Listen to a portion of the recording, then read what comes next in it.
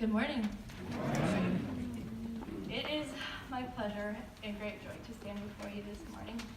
I've only been back a day, and it's really weird to be home, but honestly, it feels like I've never even left. And so over the past 4 months, I have changed too many diapers, wiped countless noses, prepared enough food for an army, and spent several hours turning strangers into friends. Very briefly, I'll explain what that looked like and then share a bit of the work that the Lord's been doing in my life since being there. So I arrived at Radius International, a missionary training center, on July 25th, this past summer. And immediately I began orientation as a short-term staff, STS, with 6 other young ladies. My main job was to support parents by taking care of their children during class hours so that they would be well equipped to take the gospel of Jesus Christ to where his name has never been before. I was in the nursery, along with 2 other young ladies, taking care of 8 of the cutest kids ever. We were with them for 4 hours every morning, and we would play a lot, read Bible stories, taught them about different countries around the world, and would teach them memory verses, and then play with them some more. I absolutely love it. It has been amazing to see their personal and mental growth over the past 4 months. And it has been such a privilege to get the opportunity to just pour into these kids' lives. The first couple of weeks were definitely the most challenging. The kids were adjusting to the new people, the new surroundings. I was adjusting to the small space, to living in Tijuana. But I think a turning point happened in about week 3. I was in charge of teaching all the kids memory verses, and after going over one for probably the 50th time, out of nowhere, the oldest kid, he was 2, he recites the verse back to me, hand motions and all. And I got all excited, he got all excited. It was just the best moment ever. And it was in that moment that I realized I'm actually making a difference in these kids' lives. They're actually getting something. And so from that point on, I made an effort to try harder, just to be able to teach these kids' lives and by living by example for them as well. So once classes were over at noon, every afternoon for me looked different. I had Spanish lessons twice a week, I made dinner 3 times a week, and I would have additional babysitting as well as some cleaning sprinkled in throughout there as well. And so as I reflected back at my time at Radius for these past 4 months, I have been able to see the overwhelming faithfulness of God every step of the way. One of those being how I got to Radius.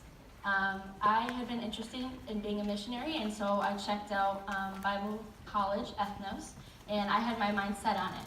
And then the Lord just completely redirected my steps, and he took me to Radius, and he provided all the funds and all the support that I needed in a very short amount of time. And then also, while I was there, we do personal growth assignments. And so one of those was reading a book called Praying with Paul. And before, I have known the importance of praying, but it wasn't until reading the book that the Lord showed me he is in control and he keeps his promises, but he uses us and he uses our prayers to bring about the fulfillment of those promises. And so that was just a really cool understanding for me to be able to see and to be able to grasp. And then I saw the power of prayer throughout those first couple of weeks specifically. Just in the little things. Like there was one girl that we worked with, she was 8 months and she had separation anxiety, so she would just scream for hours in the nursery. And I just prayed over her one day, and the next day it was as though there hadn't been any problems before. It was amazing, just an incredible experience. And then also in those first couple weeks, I was feeling lonely. I just needed a friend, someone to talk to, and hours after I prayed, the Lord sent someone, and we ran together, and we were able to just connect and talk about the day. And so that was really special as well. And I was also able to have a lot of one-on-one good conversations with all the students and some of the other girls that I worked with.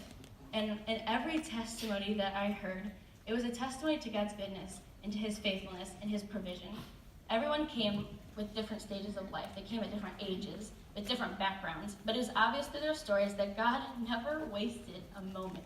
Everything that they went through was for his purpose and was to bring them to this point so that they'd be able to go to the field. And so I was able to see God's faithfulness in their stories. And in one gal in particular, she grew up animistic. And for 20 years, she was just lost in the darkest of the dark. And then a missionary came to her village and rescued her out of that.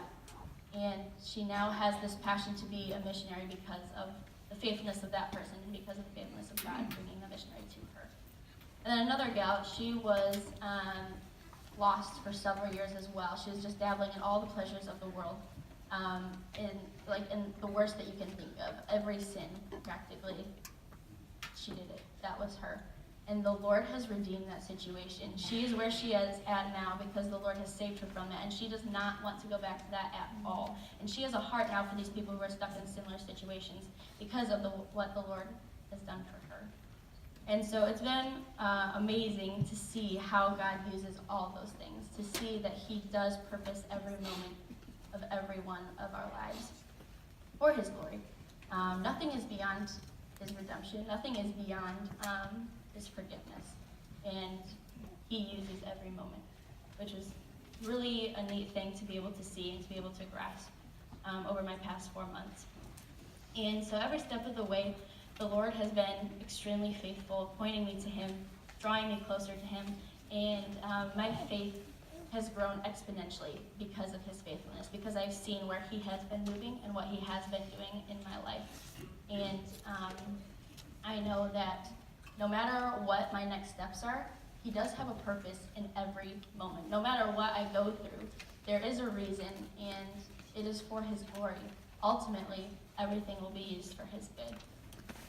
And so I did want to say a huge thank you to you guys, my church, for being behind me every step of the way, for supporting me and supporting not just my mission, but God's mission. You supported me, and so therefore I'm able to support these missionaries who are going forth and spreading the word of Jesus to those who have never heard before.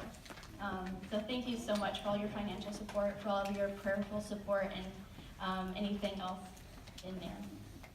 May you continue to be an encouragement to each other and to me as well.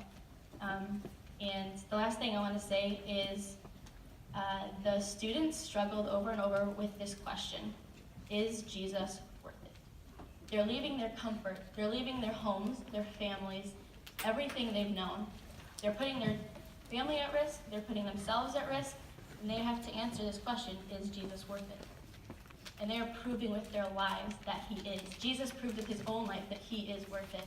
And so now, therefore, they get to prove with theirs that he is worth it.